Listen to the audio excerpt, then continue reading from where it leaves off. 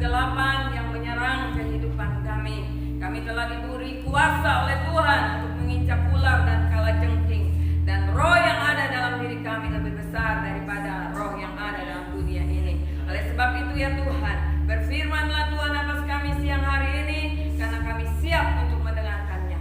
Dalam nama Yesus kami berdoa dan mengucap syukur. Haleluya. Yang percaya dan diberkati Tuhan katakan amin. Amin. Silakan duduk Bapak Ibu Saudara yang diberkati Tuhan.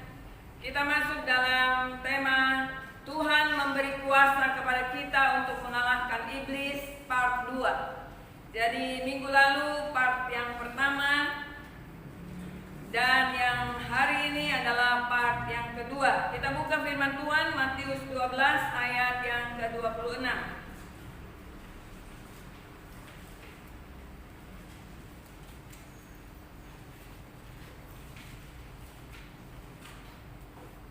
Siapa baca firman Tuhan? Matius 12 ayat 26. Demikianlah juga kalau iblis mengusir iblis, ia pun terbagi-bagi dan melawan dirinya sendiri. Bagaimanakah kerajaannya dapat bertahan? Amin. Iblis memiliki kerajaan, katakan amin. Amin. Di alam semesta ini bukan hanya ada kerajaan Allah, tetapi juga ada kerajaan iblis. Kita harus menyadari hal itu. Mengusir setan dengan roh Allah berarti mendatangkan kerajaan Allah.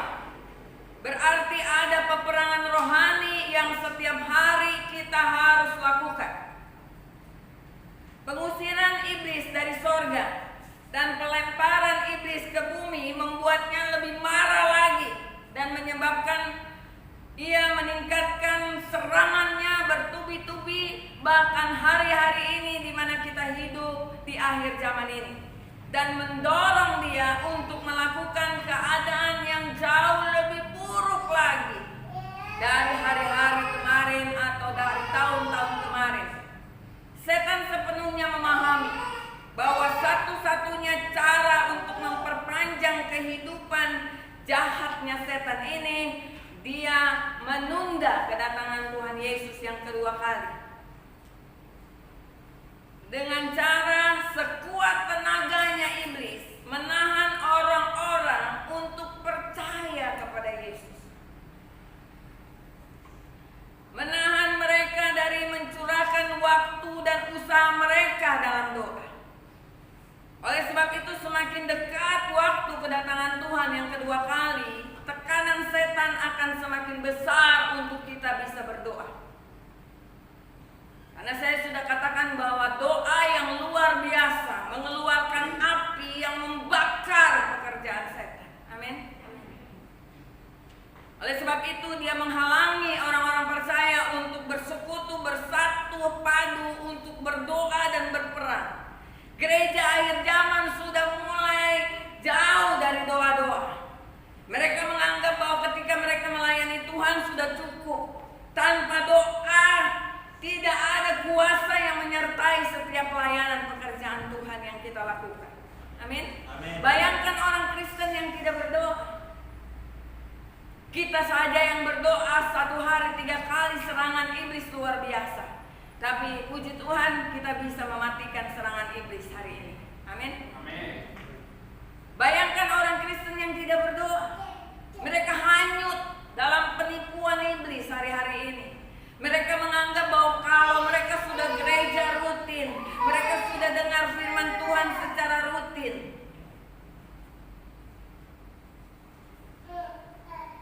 tanpa berjuang melakukan kebenaran firman Tuhan, mereka sudah masuk surga.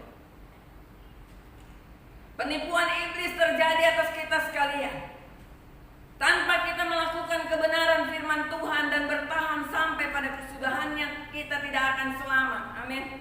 Walaupun kita rajin ke gereja, melayani Tuhan dan melakukan aktivitas-aktivitas dalam gereja, kalau kita tidak berjuang untuk melakukan kebenaran firman Tuhan yang kita dengar, maka penipuan iblis terjadi dalam kehidupan kita. Kita harus senantiasa berdoa. Ada banyak orang sekarang sudah lupa berdoa. Amin. Kita berdoa saja serangan hari ini 2 kali.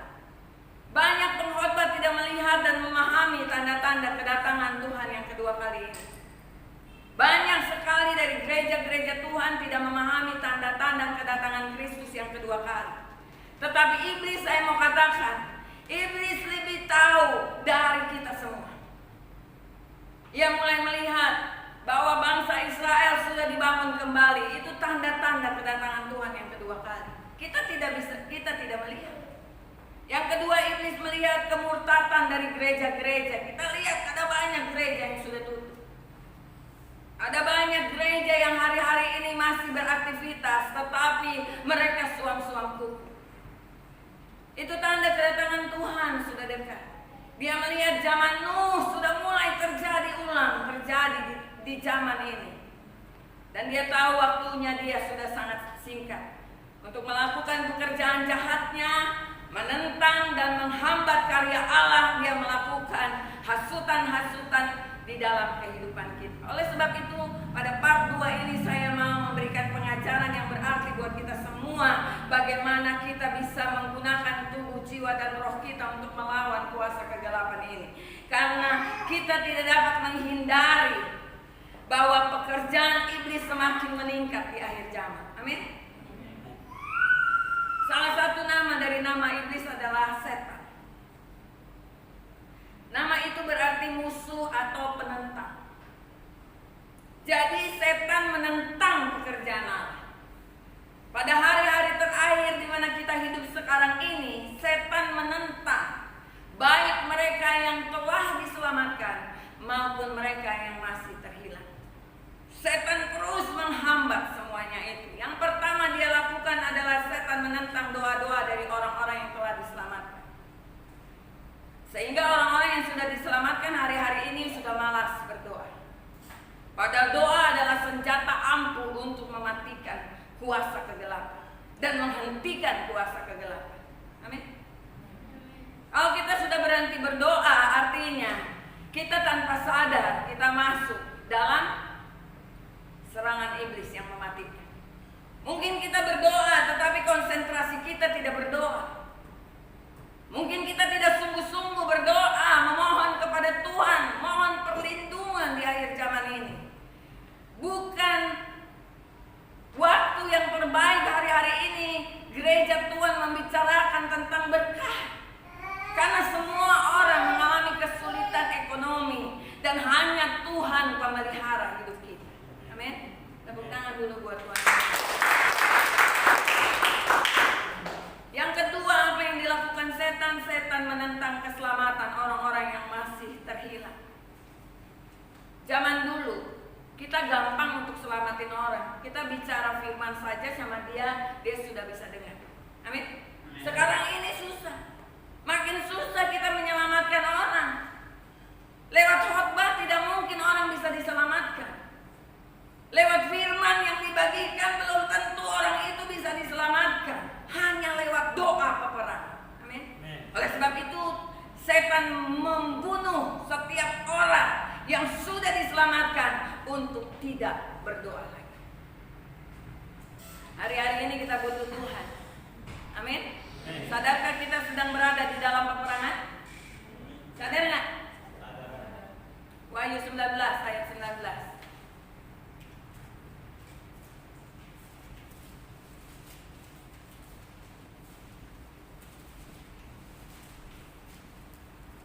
Wahyu 19 ayat 19. Dan aku melihat binatang itu dan raja-raja di bumi serta tentara-tentara mereka telah berkumpul untuk melakukan peperangan melawan penunggang kuda itu dan tentaranya. Amin. Dan aku melihat, Yohanes melihat binatang dan raja-raja di bumi, artinya kuasa-kuasa kegelapan. Binatang itu berbicara tentang kuasa antikris. Serta tentara-tentara mereka telah berkumpul untuk melakukan apa? Peperangan melawan penunggang kuda itu dan tentaranya. Nyanyi huruf besar. Artinya penunggang kuda ini adalah Yesus Kristus dan tentaranya dan pengikut-pengikutnya. Amin. Dia sedang menyerang kehidupan kita. Kita tidak sadar. Setan tahu menggunakan senjata yang tepat kepada orang yang berbeda. Amin. Kita ada di garis depan. Katakan, kita ada di garis depan. Kita ada di garis depan. Amin. Kita semua orang percaya ada di garis depan. Oleh sebab itu kita harus waspada. Kita bisa mati, terbunuh, kalau kita tidak mempergunakan perlengkapan senjata Allah. Kita buka Lukas 22 ayat 31. Saya minta cepat baca firman Tuhan sebab khotbah ini agak panjang sedikit. Lukas 22 ayat 31. Simon, Simon, lihat iblis telah menuntut untuk menampi kamu seperti gandum. Amin. Simon, Simon. Siapa Simon? Simon Petrus siapa? Dia adalah murid Yesus. Iblis mengincar Simon Petrus. Menuntut di sini artinya meminta dengan sangat. Yang iblis minta kepada Tuhan adalah kita, jiwa-jiwa yang sudah diselamatkan oleh Tuhan.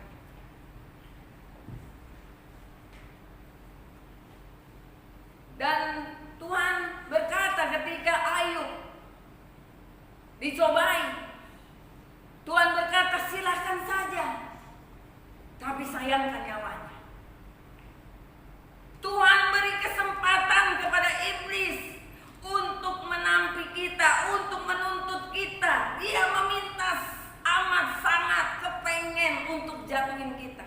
Amin.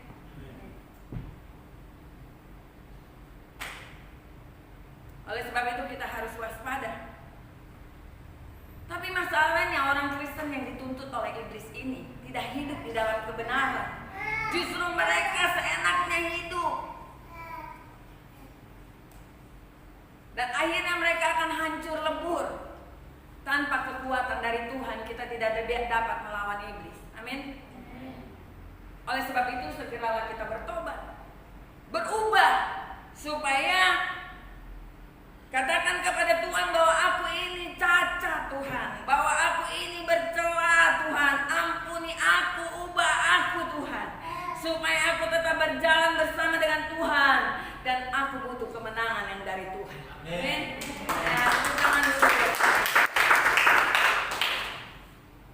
Mengapa iblis begitu ingin menuntut kita?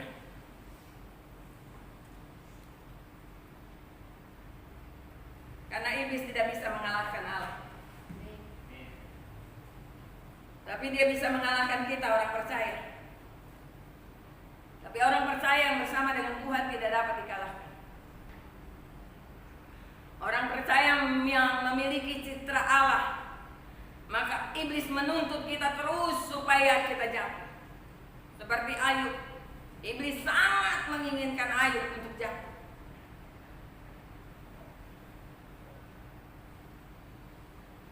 Tapi Allah setia. Amin. Amin. Allah setia. Waktu Simon lihat iblis telah menuntut untuk menampi kamu seperti gandum. Ayat selanjutnya kita bisa lihat bahwa Yesus berdoa buat Simon, supaya imanmu jangan. Sangat ingin sekali kita semua ini berantakan dalam gereja. Dia sangat ingin. Dia sangat ingin supaya kita ada perselisihan terus-menerus. Amin. Iblis terus mencari kekurangan kita. Iblis terus mencari kelemahan kita dan menginjak-injak kita. Tapi Tuhan menjaga kita dengan luar biasa. Amin. Masalahnya, Tuhan hanya bisa menjaga kita jika kita berada di jalan Tuhan. Jika kita taat kepada Tuhan, jika kita setia kepada Tuhan, maka Dia bisa menjaga kita dari serangan ini. Ketika kita ditampi, apakah kita semakin dekat dengan Tuhan? Lukas 10 ayat 18 sampai 20.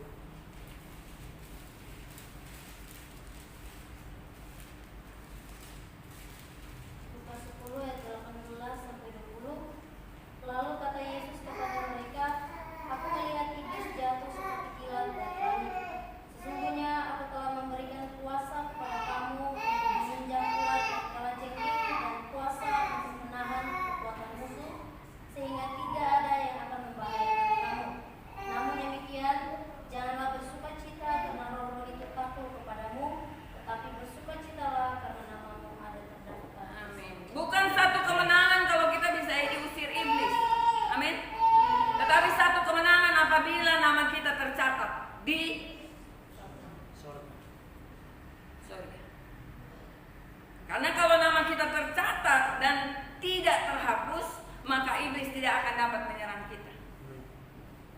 Ini yang sedang kita perjuangkan.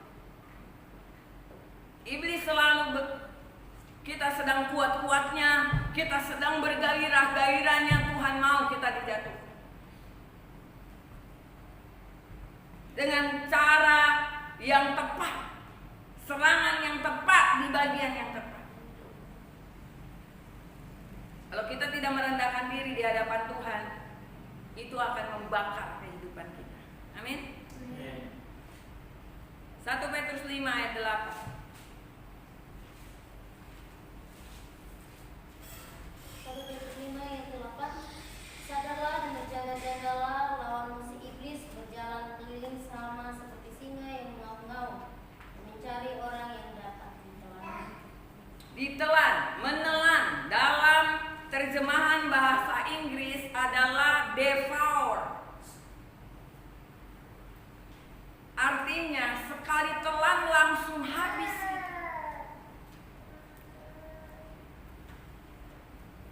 Jangan meremehkan iblis.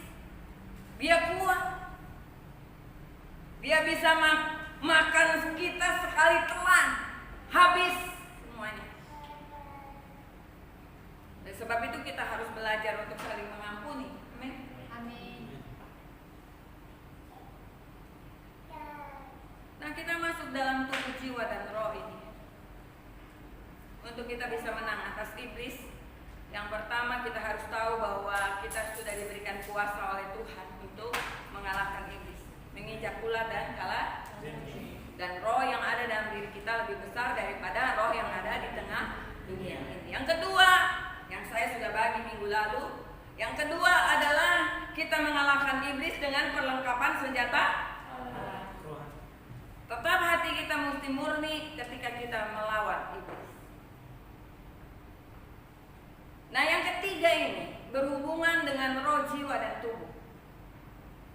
Saya minta kita semua untuk menyimaknya baik-baik supaya kita mengerti.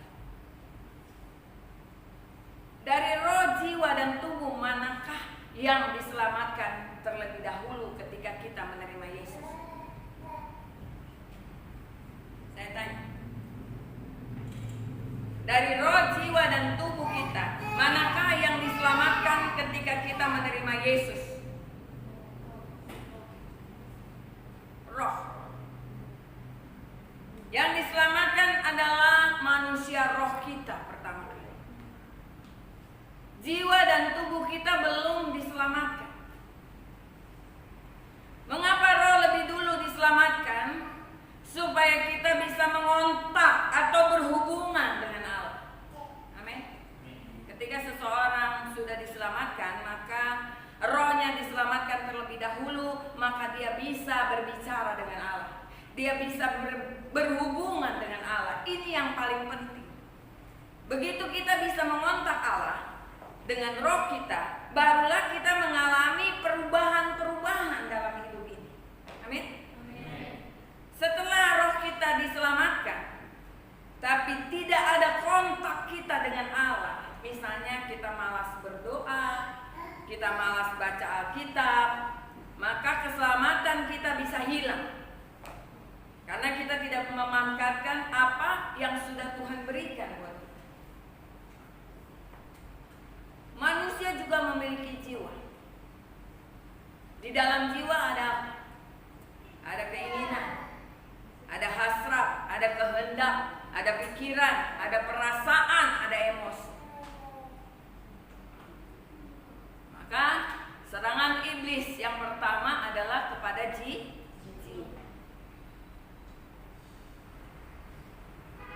Biasanya iblis menyerang dari sudut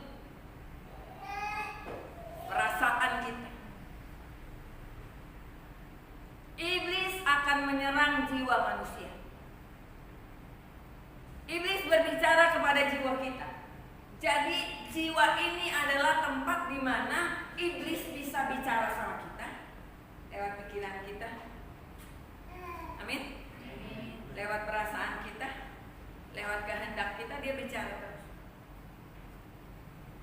Oleh sebab itu kita harus mengerti hal ini supaya kita bisa mengalahkan iblis. Tetapi Tuhan juga bicara ke jiwa kita. bicara ke jiwa kita, Tuhan pun bicara ke jiwa kita. Mana yang kita pilih?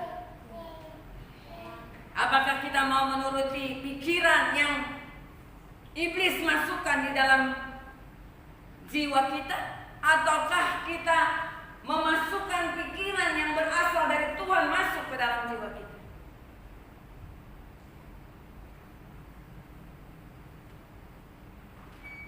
Kalau kita mengikuti kehendak iblis, maka tubuh kita dipakai sebagai senjata kelalaian. Amin. Tapi kalau kita mengikuti kehendak Roh Kudus, maka tubuh kita akan dipakai sebagai senjata kebenaran. Jangan lupa iblis masih bersenjata lengkap. Amin. Masih punya pasukan. Kalau kita mau menang atas iblis, yang pertama kita harus rela dimuridkan oleh Tuhan. Rela diajar oleh Tuhan. Lakukan apa yang Tuhan mau untuk kita lakukan. Yang kedua, menyatu dengan salib. Harus ada pengorbanan, harus bisa merendahkan diri kita. Mati dari segala keinginan, hawa nafsu dan sebagainya. Nah, kalau kita udah diserang iblis, mau jagoan siapa jadinya, kan gitu. Karena apa? Karena iblis menyerang jiwa kita. Dalam jiwa kita ada pikiran, perasaan, kehendak, semuanya menyatu sehingga menggerakkan tubuh kita untuk melakukan kejahatan. Jelas? Jadi prosesnya dari jiwa dulu masuk ke tubuh. Kita harus angkat diri tiap hari. Amin. Ikut Tuhan kemanapun Dia pergi.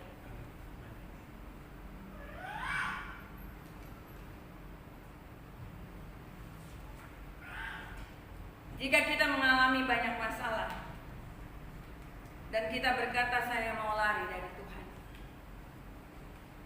maka kita harus tahu bahwa jiwa kita sakit. Oleh sebab itu kita patut berdoa kepada Tuhan. Katakan, Tuhan selamatkanlah jiwa.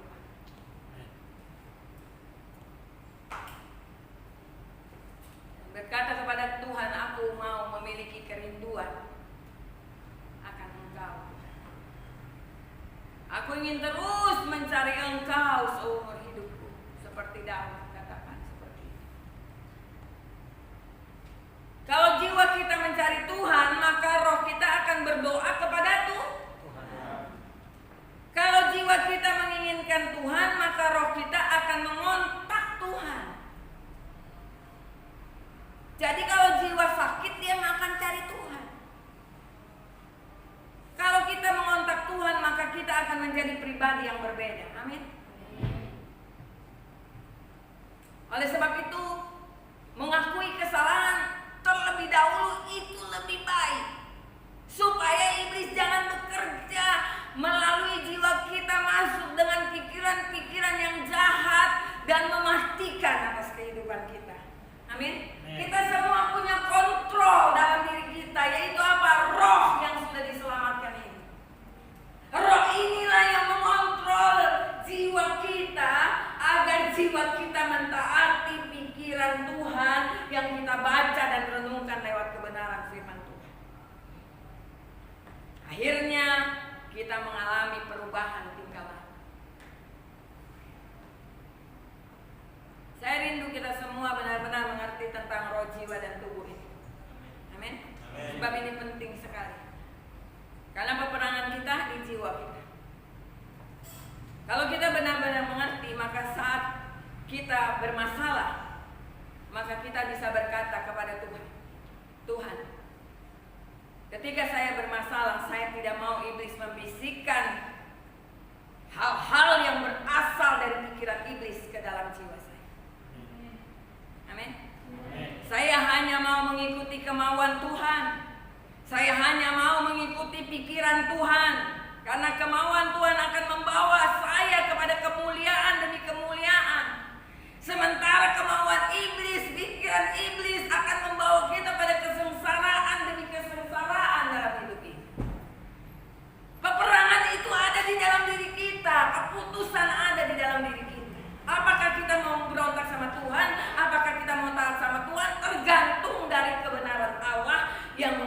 pikiran kita dan hati kita, jiwa kita, sehingga kita bisa mengontrol semua masalah dan hal yang terjadi dalam kehidupan kita dalam kontrol Tuhan.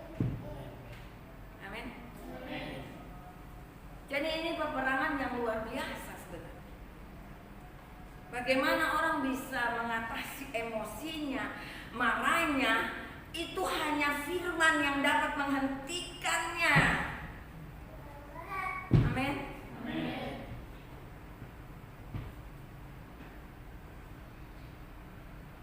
Ingat, jiwa adalah rapor dan merupakan pikiran kita yang akan membawa kita ke surga atau ke neraka. Ini jiwa. Jika kita merenungkan firman Tuhan siang dan malam, ini merupakan jiwa. Kalau kita bersyukur, ditegur oleh firman Tuhan, itulah jiwa. Ketika kita berdoa, karena kita sudah mengerti firman, itu namanya roh kita yang bekerja. Semuanya saling kait-mengait. Kalau kita mengerti ini, maka kita tidak akan bisa tercemar dan kita tidak akan bisa dilecehkan oleh iblis. Amin. Suaranya pelan banget. Amin. Iblis akan berbicara terus di jiwa kita. Apalagi kalau ada masalah. Apalagi sudah mulai sakit hati. Matiin tuh suara setan. Jiwa adalah rapor kita. Dan merupakan pikiran kita yang akan membawa kita ke neraka atau ke surga. Jika kita merenungkan firman Tuhan siang dan malam, ini merupakan jiwa. Kalau kita bersyukur, ditegur oleh firman Tuhan, itu jiwa kita yang rasa tenang. Tapi ketika kita berdoa, karena kita sudah mengerti kebenaran, maka itu menyangkut dalam roh kita. Semuanya saling kait-mengait. Dan kalau kita mengerti ini, maka kita tidak akan bisa tercemar dengan iblis. Dan kita tidak akan bisa dilecehkan oleh iblis. Iblis akan berbicara terus ke jiwa kita. Tapi kita akan mengikuti kemauan siapa? Karena iblis berbicara ke jiwa kita, Allah pun berbicara ke jiwa kita. Mana yang kita mau lakukan? Mana yang mau kita lakukan? Apakah pikiran iblis yang masuk dalam jiwa kita? Apakah pikiran Allah yang masuk ke jiwa kita? Sekarang orang mengalami kekhawatiran terlalu banyak karena iblis terus memasukkan pikiran-pikiran ke dalam diri kita sehingga kita tidak berdaya. Kita tidak melawan pikiran itu yang masuk ke jiwa kita dengan pikiran Allah yang kita terima dari kebenaran firman Tuhan sehingga kita dikalahkan oleh iblis. Amin. Dan itu berhubungan dengan tubuh kita. Tubuh kita akan menjadi lemah.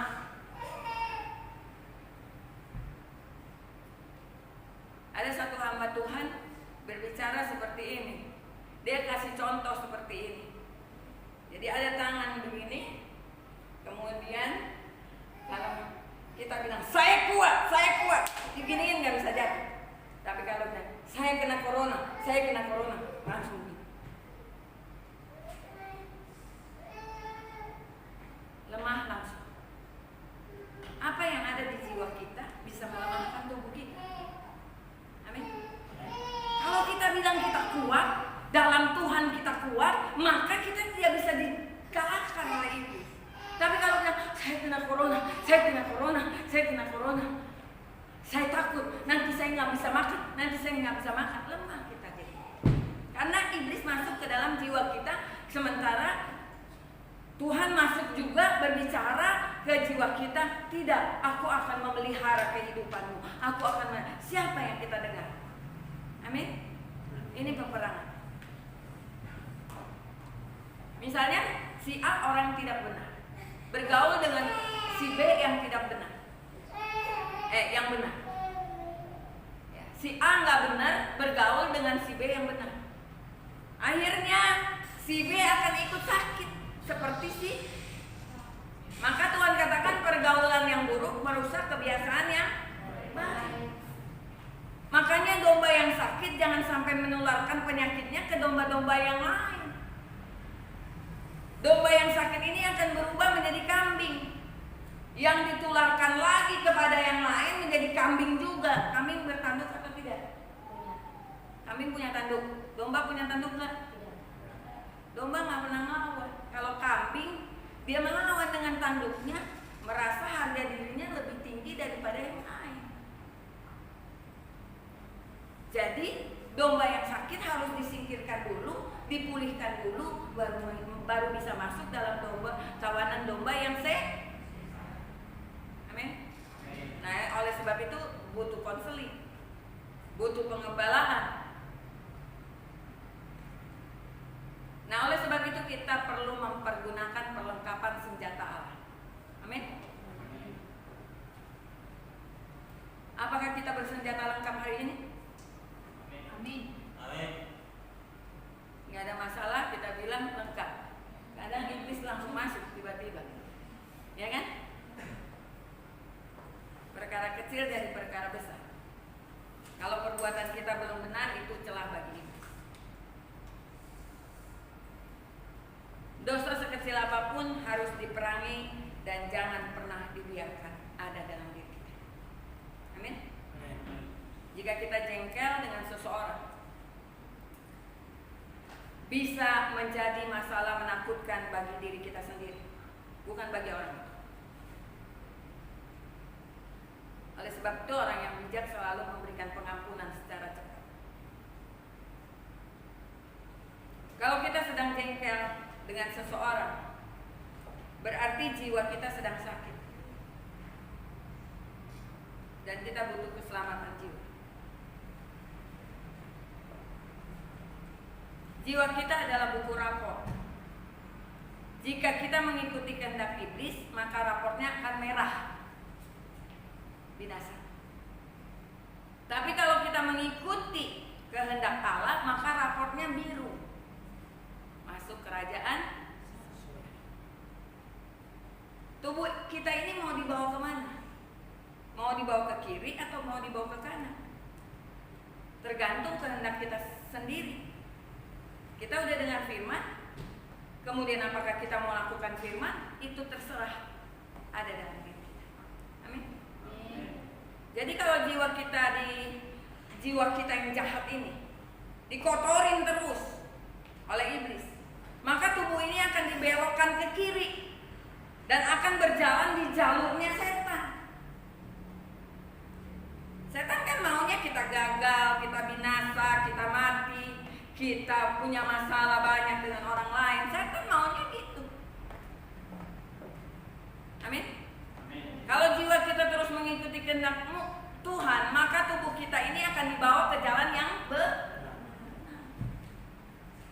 Oleh sebab itu Paulus berkata, pakailah tubuhmu sebagai senjata kebenaran, jangan senjata kelaliman. Yang membawa tubuh ini siapa? Yang membawa tubuh ini untuk melakukan sesuatu siapa? Jiwa kita. Kalau kita baca firman, jiwa kita yang diisi, pikiran kita yang diperbaharui. Kalau kita dengar khotbah ini, pikiran kita diperbaharui.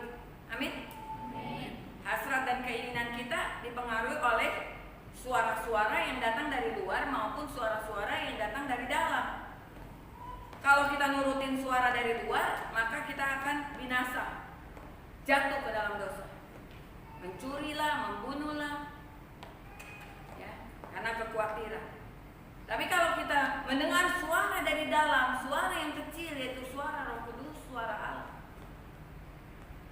maka kita akan dibawa kepada kekudusan dan kita akan dibawa kepada kemenangan. Amin. Mengerti? Kalau kita terus-menerus mengikuti keinginan roh jahat, maka suatu waktu nanti kita akan masuk ke jurang maut. Nah, begitu orang masuk ke neraka, maka roh dan jiwanya ikut ke neraka. Makanya orang di neraka itu masih rasa haus. masih punya keinginan, masih merasakan panas, masih ada keinginan-keinginan lain dalam dirinya, karena jiwanya tidak bisa. Sedangkan orang yang masuk surga, roh dan jiwanya dibawa naik ke atas. Di sana ada pohon kehidupan yang menyembuhkan dan jiwanya disegarkan. Di surga orang tidak mengenal satu dengan yang lain. Kita merupakan satu keluarga besar. Di surga tidak ada kawin mengawin. Kalau masih ada berarti di surga masih ada kedagingan. Padahal di surga tidak ada lagi daging. Amin. Tubuh kemuliaan yang akan naik. Daging tinggal di bumi. Hancur.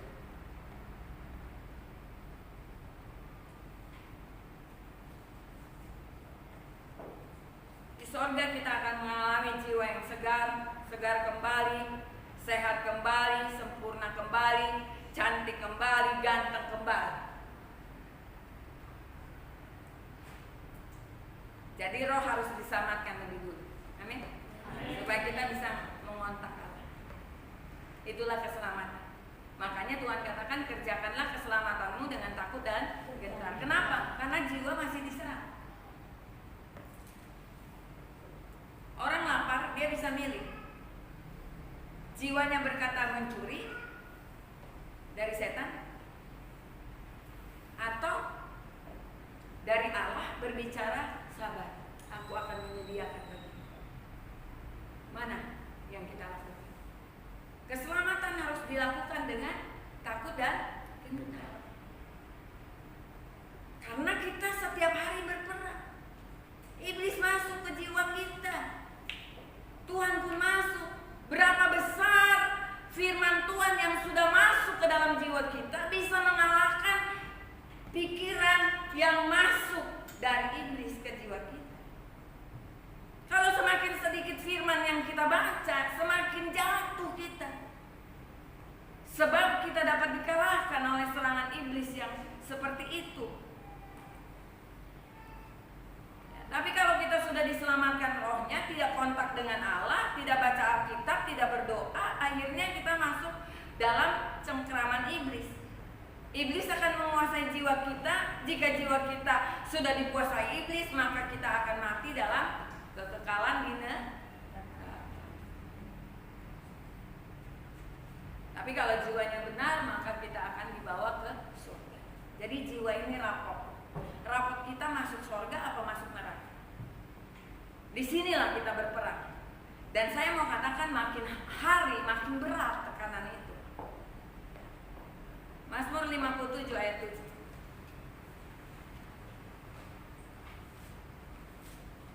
Mazmur 57 ayat 7. Mereka memasang jaring terhadap langkah-langkahku, ditundukkannya jiwaku. Mereka menggali lubang di depanku, tapi mereka sendiri jatuh ke dalamnya. Mazmur 57 ayat 7. Mereka memasang jaring terhadap langkah-langkahku. Siapa mereka? Musuh. Musuh-musuh kita, iblis memasang jaring terhadap langkah-langkah kita. Ditundukkannya jiwa kita. Mereka menggali lubang di depan kita, tetapi mereka sendiri jatuh ke dalamnya. Ditundukkannya jiwa kita. Iblis pasang jaring, kita masuk dalam jaring iblis, maka akhirnya ditundukkanlah jiwa kita. Artinya ditundukkan, artinya kita mulai bersungut-sungut sama Tuhan. Maka kita selalu harus bersyukur dengan apa yang ada sama kita. Amin. Ketika iblis memasang jaringnya, maka kita tidak ada persungutan. Yang ada ucapan syukur, terima kasih untuk kejadian ini, kejadian itu, karena Allah bekerja di dalamnya untuk mendatangkan kebaikan bagi kita. Kalau kita hari ini jatuh, besok jangan jatuh lagi. Begitu peperangan kita semuanya. Amin. Kalau hari ini ada satu yang jatuh, belum tentu kita besok yang lain gak jatuh. Oleh sebab itu Tuhan katakan apa? Kalau orang merasa dirinya berdiri tegak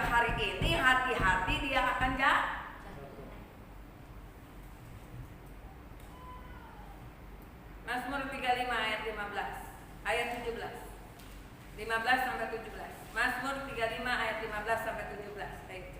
Tetapi ketika aku tersandung jatuh, bersukacitalah mereka dan berkerumun melawan aku. Orang-orang asing yang tidak kukenal menista aku dengan tidak henti-hentinya. Dengan fasik mereka mengolok-olok terus, menggertakkan giginya terhadap aku. Sampai berapa lama Tuhan Engkau memandang saja? Selamatkanlah jiwaku dari perusakan mereka, nyawaku dari singa-singa muda. Ketika Daud dalam kesesakan, dia ditekan oleh musuh-musuhnya. Dia bilang apa? Selamatkan jiwaku.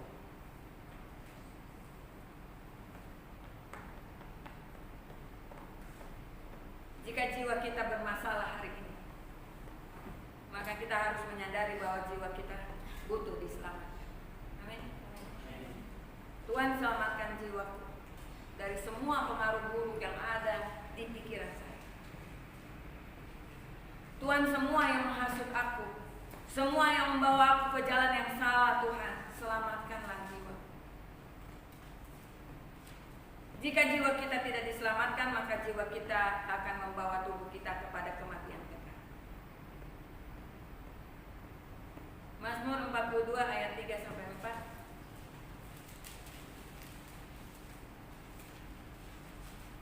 Mazmur 42 ayat 3 sampai 4. Jiwaku haus kepada Allah yang hidup. Bilakah aku boleh datang melihat Allah? Air mataku menjadi makananku siang dan malam. Karena sepanjang hari orang berkata kepadaku, di mana Allahmu? Amin. Pemazmur mengalami tekanan. Oleh sebab itu dia butuh pembuktian bahwa Allah ada di mana. Keinginan kita untuk mencari Tuhan hari-hari ini sering disalahkan, diselewengkan oleh iblis sehingga kita tidak mencari Tuhan dengan sungguh-sungguh. Kita mencari Tuhan aja dengan sungguh-sungguh. Kehebatan iblis sudah kita lihat. Orang sehebat apapun dalam merenungkan kebenaran firman Tuhan, berdoa, kalau dia bisa satu waktu dia karena iblis selalu mencari celah. Maka kita harus menjaga satu dengan yang lain supaya iblis jangan pernah masuk dalam kawanan pelayanan kita. Amin. Karenanya kita harus selalu memiliki sukacita. Ya, saya sering kalau datang ke sini saya nggak suka kalau ada orang yang nggak senyum. Dia harus senyum. Dia harus tertawa. Dia harus sukacita. Kita harus selalu sukacita dalam memikul salib. Masing-masing kita memiliki salib yang berbeda.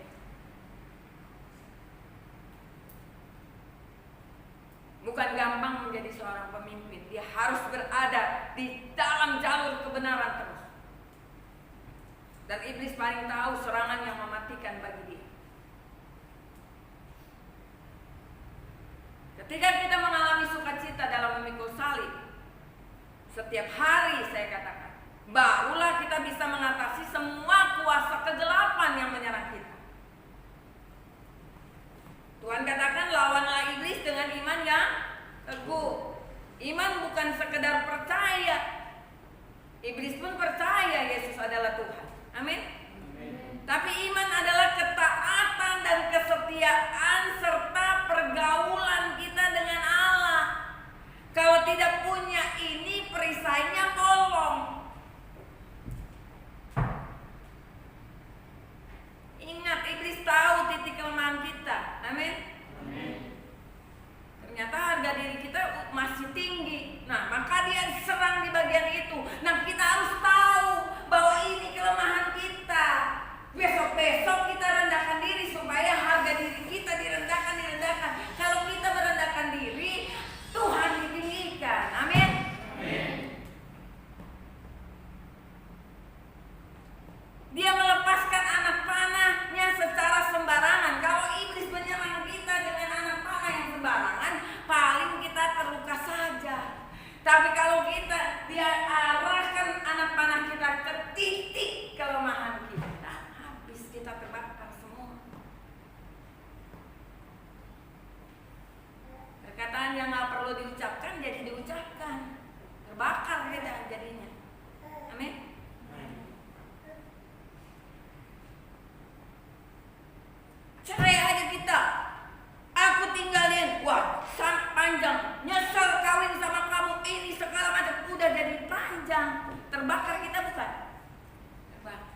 Jadi ketika kita amarah datang, ini yang susah kita kendalikan.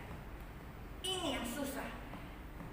Tapi ketika kita menyadarinya, maka kita harus bangkit lagi dan kembali jalan di jalan kebenaran. Amin. Amin. Amin. Karena nggak ada seorang pun yang nggak pernah jatuh. Amin. Semua pernah jatuh. Jangan merasa dirimu paling hebat hari ini yang diserang setan, yang ini kemudian wah aku nggak diserang. Besok kamu yang diserang. Amin. Amin. Amin. Oleh sebab itu kita saling menyelesaikan masalah kita. Siap? Siap. Bayangkan kalau baju sirah kita berlubang di mana-mana.